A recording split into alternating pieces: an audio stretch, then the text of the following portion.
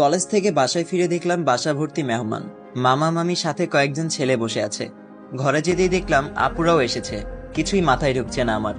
Bag রেখে আপুকে জিজ্ঞেস করলাম, ছেলেগুলো কারা? আপুর কথা শুনে যেন আমি আকাশ থেকে পড়লাম। আপু বলল, ওই যে লম্বা ছেলেটা দেখছিস মাথা নিচু করে বসে আছে, ওটা হলো মামার ছেলে, মানে হৃদ ভাই। আর বাকি যে দুজনকে দেখছিস ওরা হলো তার বন্ধু। মামা মামি সহ এরা সবাই এসেছে তোকে বউ করে নিয়ে যেতে। আমি আপুর দিকে গরম চোখে তাকালাম। মজা করিস না আপু, আমি সিরিয়াসলি প্রশ্ন করেছি তোকে। আপু একটু ভ্রুকুচকে আমার দিকে তাকালো। আপু বলল, আমি তোর সাথে কোন দুঃখে মজা করতে যাব? আজ সন্ধ্যায় বিয়ে, বাবার কিছু বন্ধু বান্ধব আসবে আর হয়তো ফুফুরা আসবে, ঘরোয়াভাবেই বিয়ে হবে। আমি রাগে পানির গ্লাসটা আছাড় মারতেই তার টুকরো টুকরো হয়ে গেল। রাগে আপুকে বলে উঠলাম, করব না আমি এই বিয়ে। আমাকে পেয়েছো কি সবাই? যে যা ইচ্ছা তাই ডিসিশন নিবে? আমি তো ভালো করে চিনিও না তাকে, শুধু জানতাম আমার একটা মামাতো ভাই আছে। হুট করে দরজার সামনে বাবার গলার আওয়াজে ভেসে আসলো। বাবা বলল, হয়েছে কি এখানে? এত চেঁচামেচি কিসের? বাবার উপস্থিতিতে ভয়ে চুপসে গেলাম আমি। চুপচাপ দাঁড়িয়ে আছি, কিছু বলার সাহস পাচ্ছি না। এর মাঝেই আপু বিষয়টা সামলে নিল। আপু বলল, না বাবা কিছু হয়নি, হাত থেকে পানির গ্লাসটা পড়ে গেল। বাবা কিছু না বলে চুপচাপ চলে গেল। আমি আপুর দিকে তাকিয়ে কাঁদো স্বরে বললাম, আমি এই বিয়ে করব না আপু। বিয়ের জন্য প্রস্তুতি চলছে, সন্ধ্যার পর বিয়ে। রাতটা এখানে থেকে পরদিন সকালে বউ নিয়ে রওনা দিবে সবাই। আজ কলেজ থেকে যখন আসছিলাম তখন অনেক প্ল্যান তৈরি করে ফেলেছিলাম। গ্রীষ্মের বন্ধ দিল 15 দিন। কত প্ল্যান ছিল, এই 15 দিন ঘুরবো ফিরবো, আনন্দ উল্লাস করে বেড়াবো। আর বাসায় ঢুকেই এমন হাই ভোল্টেজের শটটা খেলাম। নিরুপায় হয়ে মায়ের কাছে গেলাম, কিন্তু কেউ আমাকে বিশেষ গুরুত্ব দিল না। শুধু মামি একবার 2 হাতে ধরে কপালে চুমু দিয়ে বলল, আমার লক্ষ্মী বৌমা। আমি আবারও নিরুপায় হলাম, কেউ আমায় এতটা গুরুত্ব দিচ্ছে না। একটুও মনে হচ্ছে না আমার জন্য এত আয়োজন। আসার সময় খাম্বা মহাশয়, থুকু হৃদ ভাইয়ের দিকে আর চোখে কিছুক্ষণ তাকালাম। এটাই তাহলে আমার মামাতো ভাই? মা একটা লেহেঙ্গা নিয়ে আমার সামনে এসে দাঁড়ালো। আমি এখনো বসে আছি মুখ গোমড়া করে। মা আমাকে ওয়াশরুমে নিয়ে গেল। এরপর আপুকে বলল গরম পানি নিয়ে আসতে। এমনিতেও গরমকাল, তার উপর আবার গরম পানি, ব্যাপারটা একটু অসহ্যকর মনে হলো আমার কাছে। তবুও কিছু বললাম না। কেমন যেন একটা ঘোরের মধ্য দিয়ে সময়টা কাটছে আমার, নাকি এটা স্বপ্ন? একটু পর হুট করে ঘুম ভেঙে যাবে, এটাও বুঝতে পারছি না। আজ মনে হচ্ছে সেই একমাত্র প্রাণী যে কিনা কলেজ থেকে আসার পরই বিয়ের পিঁড়িতে বসতে হবে। মা আমাকে গোসল করিয়ে দিচ্ছে খুব যত্ন করে।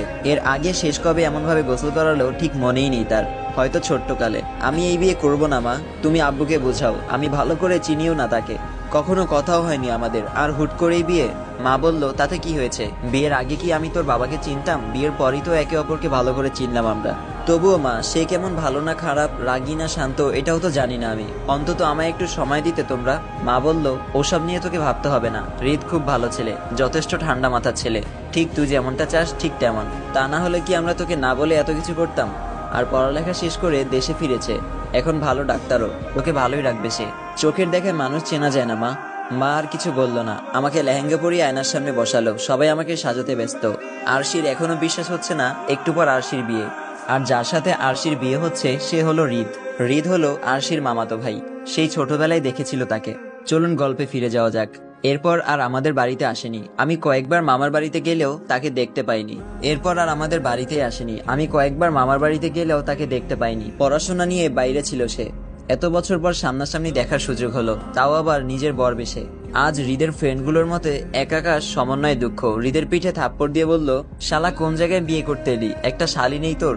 আমাদের কি একটা হক নেই? খুব সাদামাটা ভাবে বিয়েটা সম্পূর্ণ হলো আমাদের। এরপর আসলো ঘুমানো নিয়ে দ্বন্দ্ব। কেউ বলছে নতুন বিয়ে করা দম্পতি বাড়ি ফেরার পরই ওই বাড়িতেই তাদের প্রথম রাত সম্পন্ন হোক। আবার মা বলল, তার ছোট মেয়ে আর কোনো মেয়ে নেই, বড় মেয়েটারও বিয়ে হয়ে গেছে, তাই সেই চাই আমরা প্রথম রাতটা এই বাড়ি থেকেই শুরু করি। অবশেষে এই বাড়িতেই আমার রুমটা হালকা ফুল দিয়ে সাজিয়ে দুজনকে থাকার ব্যবস্থা করে দিল। আজ আরশির বাসর রাত, ভাবতেই হাসি কান্না সব একসাথে আসতে গিয়েও তালগোল পাকিয়ে ফেলছে। আরশির মতে এটা একটু বেশি বেশি হয়ে গেছে। একে তো হুট করেই বিয়ে দিয়ে দিল, আবার এখন নাকি বাসর ঘরও সাজালো। কেন, একটু সময় নিলে পারতো না তারা? আরশি বলল, আমার মনে একটা প্রশ্ন ঘুরপাক খাচ্ছে, আর তা হলো হৃদ ভাই কেমন, রাগী নাকি শান্ত? বিষয়টা আগে দেখতে হবে। আমাকে কোনোভাবেই দুর্বল হওয়া যাবে না, ভাবের উপর থাকতে হবে তার সামনে। কিছুক্ষণ পর হৃদের বন্ধুরা তাকে রুমে ঢুকিয়ে দিয়ে বাইরে দিয়ে বন্ধ করে চলে গেল। মানুষটা রুমে প্রবেশ করতেই আমার সব সাহস মুহূর্তেই হাওয়া হয়ে গেল। তবুও বুক ফুলে একটা নিঃশ্বাস নিয়ে সাহস সঞ্চয় করলাম। এরপর সে কাছে আসতেই পটপট করে বলতে লাগলাম, দেখুন আপনি আমার সামনে আসবেন না, আমি এসবের জন্য মোটেও প্রস্তুত নই। ফ্যামিলি হুট করেই জোর করে আমাকে বিয়ে দিয়েছে। দেখুন, প্রেম ভালোবাসা এসব তৈরি হতে সময় লাগে, আর ভালোবাসা ছাড়া এসব করা সম্ভব না। আমাকে সময় দিতে হবে আপনার, যতদিন লাগে।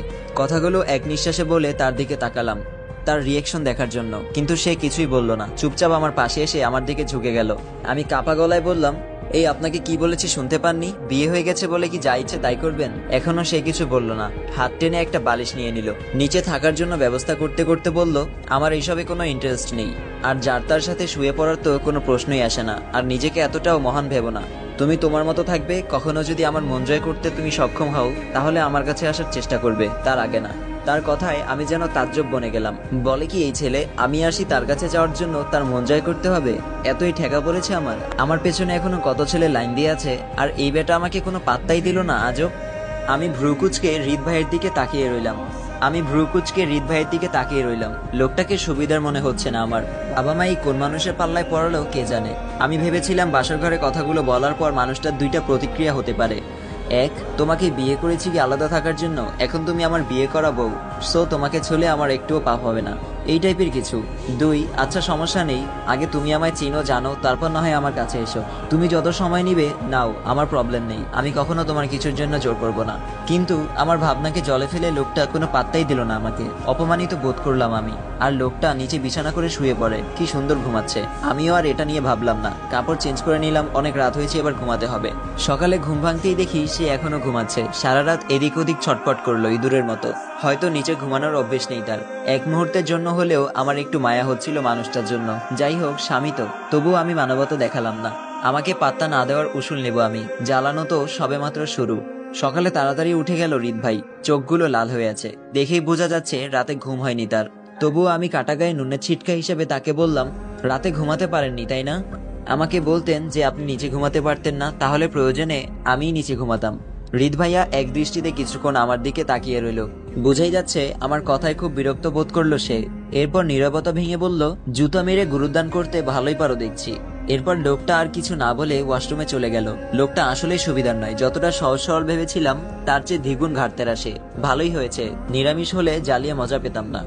একটু পর মা আসলো রুমে। দরজায় নক করতেই দরজা খুলে দিলাম আমি। মা রুমে এসেই আগে আমার উনি মানে হৃদ ভাইকে খুঁজছে। দেখে মনে হচ্ছে এখন আমি না, উনিই তার আপন। আমি মায়ের দিকে চেয়ে বললাম, উনি ওয়াশরুমে গেছে ফ্রেশ হতে। মা আমার হাত ধরে নিয়ে খাটের উপর বসালো। এরপর বলল, হৃদের সাথে কথা হয়েছে তোর?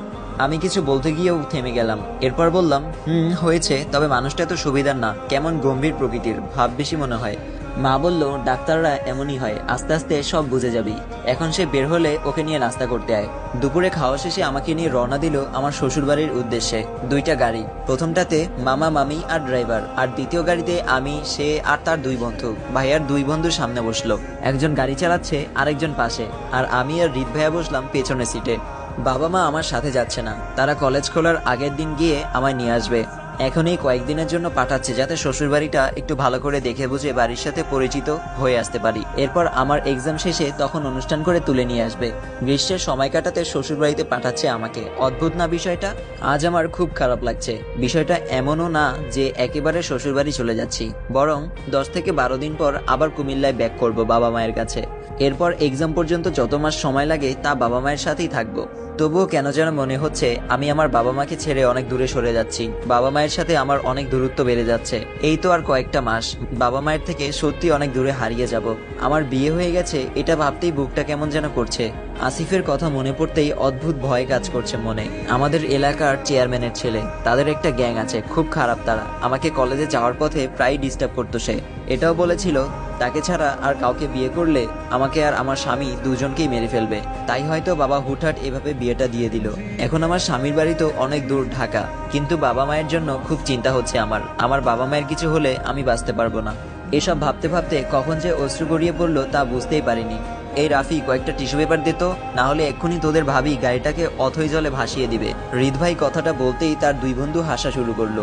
আমি বুঝতে পারছি না সে কি টিস্যু চাইলো নাকি আমায় ইনডিরেক্টলি অপমান করলো। সে এক হাতে ফোন টিপছে, অন্য হাতে আমার দিকে টিস্যু পেপার এগিয়ে দিল। আমি টিস্যু নিয়ে অশ্রুমুছি নিয়ে বাইরের দিকে তাকিয়ে রইলাম। প্রায় সন্ধ্যা ঘনিয়ে এসেছে, আর আমরাও চলে এসেছি প্রায়। কুমিল্লা থেকে ঢাকা আসতে আসতে সন্ধ্যা পার হয়ে গেল। বাড়ির গেটের সামনে এসে গাড়ি থামলো। দেখি বাড়িটা কৃত্রিম আলোয় জ্বলছে। দারোয়ান গেট খুলে দিলে গাড়ি একটা একটা করে বাড়ির ভেতরে ঢুকে গেল। গাড়ি পার্কিং করে দেখি বাড়ির সদর দরজার সামনে কতগুলো মেয়ে ফুল হাতে দাঁড়িয়ে আছে। মামি আমাকে ধরে ভেতরে নিয়ে যাওয়ার সময় মেয়েগুলো ফুল ছিটাতে লাগলো। ফ্রেশ হয়ে প্রতিবেশীদের সাথে পরিচিত হলে সবাই একে একে চলে গেল। আমি চুপচাপ বসে আছি ড্রয়িং রুমে। অনেক আগে এসেছিলাম এই বাড়িতে, ঠিকভাবে মনেও নেই। আর আগের থেকে এখন বাড়ির চেহারাও বদলে গেছে। হৃদ ভাই নাকি হসপিটালে চলে গেছে জরুরি কল পেয়ে। কত ব্যস্ততা তার, নতুন বউকে সঙ্গ দেওয়ার সময় পাচ্ছে না সে। একেবারে অনুভূতিহীন একটা মানুষ। আমি কিচেনে মামির কাছে গেলাম, দেখি শিলা, কাজের মেয়েটা, রাতের জন্য রান্না করছে আর মামি চা বানাচ্ছে। আমি মামিকে বললাম, আমি একটু বাড়িটা ঘুরে দেখবো মামি। মামি শিলাকে উদ্দেশ্য করে বলল, আরশিকে বাড়িটা ঘুরিয়ে দেখাতো, আমি এদিকটা দেখছি। মামির কথা শেষ হতেই আমি বললাম, না না, তোমাকে কষ্ট করতে হবে না মামি, ও বরং রান্না করছে করুক, আমি পারবো, সমস্যা নেই। মামির সম্মতি পেয়ে আমি বাড়িটা ঘুরে ঘুরে দেখতে লাগলাম। এখন রাতের বেলায় ছাদের উপরে যাওয়া ঠিক হবে না বলে ছাদটা দিনের বেলায় দেখবো ভাবছি। সারা বাড়ি ঘুরে ঘুরে দেখলাম। এরপর একটা রুমে ঢুকে আমি অবাক হলাম। শুধু অবাক না, খুব বেশি অবাক হলাম। রুমটার দেয়ালে অনেকগুলো ছবি ঝুলানো, যেগুলো অন্য কারো নয়, আমারই ছবি। আমি অবাক হয়ে দেওয়াল থেকে একটা ছবি নামিয়ে হাতে নিয়ে দেখতে লাগলাম। তখনই পেছন থেকে একটা পুরুষ কণ্ঠ ভেসে এলো আমার কানে, এই মেয়ে, আমার রুমে কি করছো? আমার অনুমতি ছাড়া কেউ আমার রুমে ঢোকে না, সম্পূর্ণ নিষেধ। আমি পেছন ফিরে হৃদ ভাইকে দেখে হুট করে বলে দিলাম, আমারও অনুমতি নিয়ে ঢুকতে হবে এখানে? হুট করে এমন কথা কেন বললাম তা আমি নিজেও বুঝতে পারছি না। আমি কি অধিকার খাটিয়ে কথাটা বললাম? আমার হাতে ছবিটা দেখে হৃদ ভাইয়া এগিয়ে এসে ছবিটা নিয়ে নিল। তারপর আমার দিকে চেয়ে বলল, এগুলো আজকে বিকেলেই লাগানো হয়েছে আর এটা মায়ের কথা মতোই লাগিয়েছে, এতে অবাক হওয়ার কিছুই নেই। আর আমার রুমের সবকিছুই আমার ব্যক্তিগত, আর আমার ব্যক্তিগত জিনিসে কারো হাত লাগাটা আমার পছন্দ না। এই বলেই তিনি ছবিটার উপরে হাত বুলিয়ে প্রথমে যেখানে ছিল ওখানে লাগিয়ে দিয়ে রুম থেকে বেরিয়ে গেল। আমি অবাক হয়ে তাকিয়ে রইলাম তার দিকে। তবে সে একটা কথা মিথ্যা বলেছে, তা আমার কাছে পরিষ্কার। আর তা হলো, ছবিগুলো আজকে লাগানো হয়নি, কারণ আমি যখন ছবিটার উপরে হাত বুলিয়েছিলাম তখন ছবিটাতে বালির উপস্থিতি টের পেয়েছিলাম। যদিও খালি চোখে তা দেখা যাচ্ছিল না, তবুও বুঝলাম ছবিটায় কিছু বালির উপস্থিতি ছিল, আর যা আজকের দিনেই এই রুমে আসা সম্ভব। তার মানে ছবিগুলো অনেক আগে থেকেই এই রুমে সেট করা। কেন জানি আমার মুখ দিয়ে একটু হাসি ফুটলো। লোকটা কি আসলেই অনুভূতিহীন, নাকি এগুলো মাত্রই অভিনয়? আসসালামু আলাইকুম। গল্পটা যদি আপনাদের ভালো লেগে থাকে তাহলে অবশ্যই কমেন্ট করে জানাবেন। আপনাদের মতামতের উপরে ভিত্তি করে আমি পরের পর্বটা দিব। তো আজকে এই পর্যন্তই। সবাই সুস্থ থাকবেন, ভালো থাকবেন। আল্লাহ হাফেজ।